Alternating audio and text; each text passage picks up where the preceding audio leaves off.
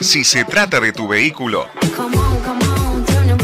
en EML Center encontrarás todo lo que necesitas. Seguridad, accesorios y la mejor tecnología en audio y video. Láminas de seguridad, alarmas, radios multimedia y todo lo que buscas para tu vehículo está en EML Center. Más de 25 años a la vanguardia. Estamos en Ferrer Serra, 1909 esquina Inca. Teléfono 2402-3423. Visítanos www.ml.com.uy.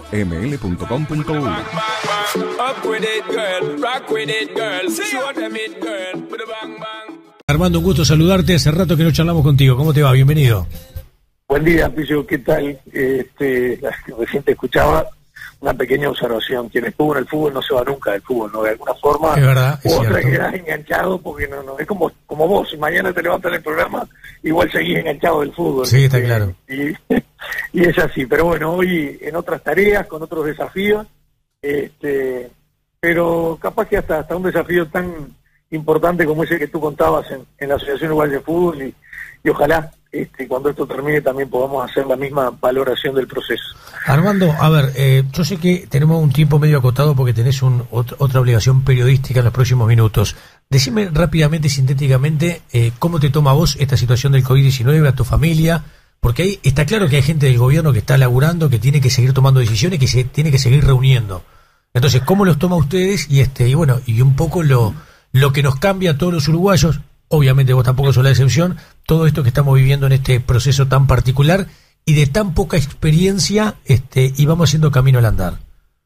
Y yo creo que esto último que dijiste es lo que marca todos los estados de ánimo y todas las decisiones que uno toma, porque cuando tenés una gripe común, sabés que con 7 días de cama y cuidándote, y el tema está. Esto es una cosa que no sabemos cuánto dura ni de qué forma termina, porque y tampoco sabemos, tal vez los datos de China sean los menos confiables, pero sí tenemos claro lo que ha pasado en Italia, lo que ha pasado en España, lo que está pasando en Estados Unidos, y lo que sí sabemos es que los datos de Uruguay son ciertos, podrá haber alguna discusión en cuanto a la cantidad de test, a los procesos, pero hay un dato que no miente, que es la cantidad, por ejemplo, de gente internada a nivel de CTI. Uh-huh. Eso te hace pensar en un comportamiento, capaz que no comportamiento del virus, sino como país que se fueron tomando medidas con mucha incertidumbre, pero en el sentido correcto, y todo nos hace pensar de mirar un poco con optimismo, pero con cierta también temor a lo no conocido. Lo que tú me decías, mi familia en Flores, yo acá yendo, viniendo, ellos no lo ven con buena cara, pero bueno, el Uruguay sigue, nosotros nos toca tomar definiciones y vaya si estamos en un ministerio que por otros motivos tuvo que cambiar totalmente lo que tenía pensado para estos primeros meses de gobierno y dedicarse a hacer frente a una emergencia sanitaria y una emergencia alimentaria que sinceramente no está en el radar de nadie de este país. Nadie se le ocurrió pensar que 6 días después de aparecido un coronavirus aparecían las ollas populares y la gente no tuviera para comer, pero bueno, capaz que es para otro programa y para otro análisis político eso, y cuando esto pase, no ahora. Pero lo que sí es cierto es que estamos permanentemente tomando definiciones en algo muy dinámico. A veces tomás definiciones para mañana, pero después tenés que introducir algún cambio producto de alguna otra cosa que se toma o de cosas que se van haciendo. Ayer tuvimos reunión con el presidente de la República en esas reuniones semanales, con el ministro Bartol, y bueno, y con mucho cuidado, tratando de ir recuperando el desarrollo normal de los diferentes ministerios. Lo de las escuelas rurales es un primer paso, otros van a ser más lentos y yo creo que el fútbol va a ser de los más lentos, ¿no? Digo, por la característica que tiene. Antenoche también estábamos hablando con Nacho Alonso, quien te diría que no te digo a diario, pero por semana hablamos varias veces. Teníamos tantas cosas pensadas para hacer entre el fútbol y el área social del gobierno, que no quiere decir que no la vayamos a hacer, pero hoy pasaron a tercer o cuarto plano. Pero por eso tu pregunta, digo, es una mezcla de incertidumbre con la obligación de ir tomando decisiones. Digo, no, nosotros hoy no le podemos echar la culpa a nadie más arriba que nosotros. Claro. Somos los que tenemos que tomar las decisiones. Claro. Armando, vayamos primero a la parte del ministerio y después te quiero hacer alguna pregunta sobre tus reflexiones vinculadas al tema del fútbol. Vos hiciste conferencia en las últimas horas 150.000 personas se inscribieron para recibir la canasta alimenticia. ¿Te llamó la atención el número? Me llamó el número anterior, digo, porque a nosotros lo que realmente nos llamó la atención es decir, bueno, teníamos un país donde en toda la campaña electoral el gran relato es la fortaleza del entramado social, los índices de pobreza, los índices de gente, o sea, desempleo que no llegaba a 2 dígitos, o sea, nos hacía realmente creer que teníamos un país con una estructura social muy fuerte. Lamentablemente, por diferentes motivos, que yo creo que eso es lo que después todo el sistema político, no digo, porque aquí esto no, yo creo que todo el sistema político tiene parte de culpa de no haber tratado de darse cuenta de lo que podía pasar en el país el día que hubiera un parate económico, ¿no? Porque esto fue una causa externa, esto no fue ni la aftosa ni la quiebra de banco, esto fue algo que nos vino de afuera, pero sin embargo nos desnudó una realidad social de este país de una fragilidad brutal. Si no, no se podría explicar, Pillo, que 6 días después, cuando no se habían cortado las cadenas de pago, funcionaban los seguros de paro, todas las previsiones de cajas profesionales, cajas militares, todos esos mecanismos que el Uruguay tiene funcionaban, la gente ya se estuviera organizando en ollas populares y pidiendo para comer. Y ahí es que rápidamente tratamos de interpretar algunos números que ya estaban arriba de la mesa, y ahí es que nos salta durante estos últimos 5 años ha sido una constante de la encuesta continua de hogares, arroja que el 25% de la masa ocupada de este país declara estar trabajando en negro. Y bueno, ese que trabaja el día a día, no te voy a aburrir con los ejemplos porque esto lo estamos viendo en todos lados, y eso sí nos llamó la atención. Yo creo que estas 150.000 lamentablemente van a ser bastante más, y además el Uruguay tiene una característica social. El Uruguay fue el país de esa gran clase media que permitió las grandes oportunidades. Hay muchos uruguayos que no les gusta pedirle al Estado y no están acostumbrados a pedirle al Estado. Entonces van a ser los últimos en aparecer en esos registros. Pero bueno, ese es el gran desafío que tenemos, porque para nosotros, por la estructura de esto, eso va a ser más largo que la emergencia sanitaria. O sea, el coronavirus se va a ir, pero nosotros vamos a seguir en el Uruguay con un problema de alimentación, producto de que la recuperación del trabajo, la recuperación del empleo no va a ser tan rápida como la ida de la pandemia. Y bueno, esos son de los temores que tenemos en nuestro ministerio. Claro, está claro que también desde la responsabilidad de un ministerio tenés que estar pensando en el día a día, o sea, en los temas urgentes, pero quizá el tema importante sea el otro día que el coronavirus se vaya y que haya que rearmar lo que se pueda rearmar, sobre todo en cuanto a la economía. Sí, pues es que ayer en la conferencia hablábamos con el presidente de que al mismo tiempo que estamos tratando de apagar el incendio, nos estamos tratando de hacer un tiempo para pensar en el día después, porque esto va a pasar, va a dejar un Uruguay diferente. Yo creo que un Uruguay está mejor, más solidario, un Uruguay donde le va a demostrar a mucho que ni aún con plata se arreglaban las cosas y que esto es una cosa que atravesaba todo. Yo creo que hasta fue bueno en el lugar que empezó en el Uruguay el tema del coronavirus para derribar un montón de mitos. Y por ejemplo, uno de los grandes temas que tenemos y que todos los uruguayos, sobre todo quienes andamos en Montevideo, lo vemos día a día, es el tema de la gente en situación de calle, donde cuando llegamos al ministerio nos hablaban de una cifra y bueno, esa cifra se ha multiplicado por 2 o por 3, y hoy ya estamos construyendo algún lugar para ir encontrando soluciones de fondo, no a todo, porque estamos hablando lamentablemente varios miles de uruguayos, pero sí a determinadas poblaciones mayores de determinada edad, con determinadas debilidades o patologías, cosa de que cuando esto pase ya tengamos pronta la infraestructura o el lugar o el dispositivo para hacer frente a esas cosas. Y de la misma forma con otros desafíos que tiene este ministerio, o sea, el tema inmigrantes en el Uruguay es muchísimo más importante que lo que la mayoría de los uruguayos nos imaginamos. Solo el año pasado aquí en Montevideo entraron 4.500, muchos de ellos hoy están en situación de calle, también, o sea, son otros desafíos que también estamos preparando y creando algunos dispositivos para el día después de este tipo. Bien, perfecto. Armando, te consulto, porque tocaste el tema en el comienzo de la charla, que hacía referencia a las escuelas rurales. Ayer teníamos una charla muy interesante con una de las maestras de las escuelas rurales de Tacuarembó. De alguna manera dan su punto de vista y su también necesidad de que se les atienda una serie de aspiraciones que ellos entienden que son mínimas para poder recomenzar, y que desde ese punto de vista decía que no eran partidarios justamente de recomenzar tal cual lo había fijado en conferencia de prensa el propio presidente. Contanos un poco el que está el tema. Nosotros sabemos que esto va a recomenzar, pero por ahí hay unas 20 escuelas rurales que nos decían que no tenían agua disponible. ¿Cómo se va a hacer con aquellos lugares donde realmente la situación es crítica para poder recomenzar la actividad? Capaz que esas escuelas no podían comenzar ni aún si no aparecía el coronavirus, ¿no? Porque si la excusa era que no tenían agua o algún otro tema, y si es una escuela de Tacuarembó, más todavía, porque Tacuarembó es de los departamentos que creo que todavía está libre, digo, no tengo el mapa en la cabeza. No, está claro, ella hablaba, ella es de Tacuarembó, pero te lo aclaro porque bueno, me parece bueno. Hablaba de algunas escuelas rurales en el interior en general, no hablaba puntualmente de Tacuarembó. Y lo que sí nos transmitía era que algunos maestros, para dar hacer su trabajo, tienen que tomarse algunos ómnibus a nivel comercial que transitaban por departamentos que sí tenían justamente el COVID-19. En esa línea hay varios dispositivos, no es, primero, no es el 100% de las escuelas rurales, no es la misma una escuela rural que esté al lado de la planta urbana, yo qué sé, de Maldonado, por más que sea rural, cuando en Maldonado hay 20 y pico de casos, que una escuela rural en Tacuarembó, y no es lo mismo que el maestro de la escuela rural tenga que ir de Tacuarembó a que tenga que venir de un lugar donde hay coronavirus. Entonces ahí también yo creo que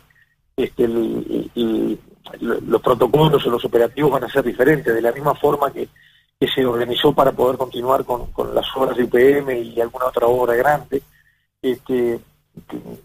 dotando, no del 100%, porque el 100% nunca lo lográs, pero sí de la mayor cobertura posible de prevención. Uh-huh. Lo que sí es cierto que este coronavirus, las crisis, a veces te abren un montón de oportunidades. Uh-huh. Siempre dice que lo más importante a capitalizar de las crisis son las oportunidades que se te abren. Capaz que aquí se desnudan algunas falencias o carencias porque en este caso tú estás hablando de escuelas rurales, pero de otro tipo de cosas, y es el momento para tomar decisiones, para poder arreglar y para encontrar soluciones de fondo. Yo creo que al fútbol también esto le va a venir bien, que capaz que un temita que lo hablamos ahora después, porque indudablemente que al fútbol esto también lo va a golpear y fuerte. Sí, absolutamente. Bueno, y justamente te quería consultar eso, porque me parece que estamos en el momento donde el fútbol está inactivo, cuando tenemos la incertidumbre, que creo que es la gran preocupación, de que como el coronavirus no tiene fecha de vencimiento y no sabemos cuándo se va a recomenzar la actividad.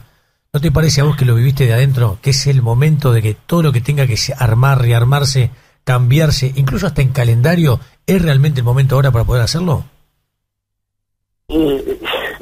Vuelvo a lo anterior, de las crisis hay que aprovechar las oportunidades. Indudablemente que el fútbol uruguayo, este problema lo que agrava es la realidad económica del fútbol uruguayo, ¿no? Yo creo que hay una cosa que no sé si muchos la tienen en el radar, y es que el gran problema que tiene la no continuidad del fútbol no pasa por lo que se genera de derechos de televisión, sino porque vamos a quedar afuera en un periodo de pases entero. Sí, claro. El año pasado, en el periodo de pases pasado, se movieron cerca de 56 millones de dólares. Haz el cálculo que quieras, pero no menos de la mitad de eso quedó en manos de los clubes o en la vuelta de los clubes. Por derechos de televisación entran, no tengo la cifra exacta, pero en el eje de 13 millones de dólares. Uh-huh. Entonces, hoy, cuando comience el fútbol, ese periodo de pases no va a existir, ese montón de plata no va a estar arriba de la mesa. También convengamos que el factor fútbol, sobre todo en Italia y España, esto con el diario del lunes, ¿no? Digo, también tenemos que aprovechar. La gran ventaja de Uruguay es que fuimos de los últimos en que empezó esta pandemia. Y dicen los que entienden de esto que el fenómeno fútbol fue de los grandes disparadores o causantes del contagio masivo. Bueno, ya hablan de algunos eventos, del Real Madrid-Barcelona, del Sampdoria, no sé quién, o del Liverpool-Valencia, no me acuerdo cuál fue, como grandes disparadores. Además, una de las características del fútbol es que atraviesa todas las clases sociales, ¿no? Claro. Entonces, hoy tú estás teniendo determinado control en determinados lugares, determinadas franjas de edades. En la medida que el fútbol continúe o se masifiquen estos espectáculos, el problema sería mucho más grande. Por eso yo hoy hablaba del temor de que este problema sanitario desnude algunas realidades económicas del fútbol o realmente haga ver dónde está el problema del fútbol. También estoy de acuerdo contigo que las decisiones que no se tomen en este momento, en cualquier otro momento va a ser mucho más difícil tomarlas, ¿no? Claro, absolutamente. Armando, a ver, se nos generó una discusión entre los compañeros. Yo escuchaba en las últimas horas una nota en Canal 12 a Sebastián Bauzá haciendo referencia de que él por lo menos a priori no visualiza un clásico con público si es que se juega realmente en la cuarta fecha, que era lo que tendría que recomenzar el día que recomience. Desde tu punto de vista, cuando el fútbol se reactive, ¿debiera tener público en las tribunas o debiera esto generarse y armarse muy lentamente, progresivamente, en función obviamente de las consecuencias que está dejando el COVID-19? Pillo, bastante lío tengo por las cosas que digo sobre mi ministerio. Bueno, pero sos un hombre de fútbol y me dijiste al comienzo, sí, nunca nos vamos del fútbol.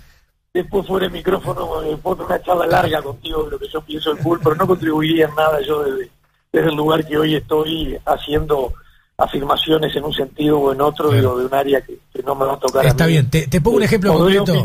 Podré opinar en la mesa chica, pero no me va a tocar a mí tomar la definición esa. Te pongo un ejemplo concreto. Discutía con Piñón. Piñón me dice, y sobre todo por información, dice, no avisoro el recomienzo del fútbol sin público en la tribuna. Yo le digo, pero igual, si yo sigo lo que creo que muy racionalmente el gobierno a través de su presidente y del ministerio correspondiente en la parte técnica nos vienen diciendo progresivamente lo que tenemos que hacer como comportamiento, no sería lógico arrancar el campeonato con gente en las tribunas en función justamente de las directivas que vamos recibiendo, sobre todo por un tema de cuidado. Entonces por ahí tenés la incertidumbre de los planteles que tienen que jugar y las situaciones que se pueden dar dentro del campo de juego que pueden ser de contagio. Mucho más sería si vos tenés en un clásico 25.000 personas en la tribuna del Estadio Centenario. Pero es simplemente una opinión, nada más, No, la tengo claro. Yo creo lo que dije hace un rato. Una de las ventajas que tuvimos nosotros es que es de los últimos países en los que esto apareció. Convengamos que hoy ni Italia ni España tienen claro, y mucho menos el Reino Unido, qué hacer, ¿no? Algunos piensan terminarlo ya. Escuché hasta no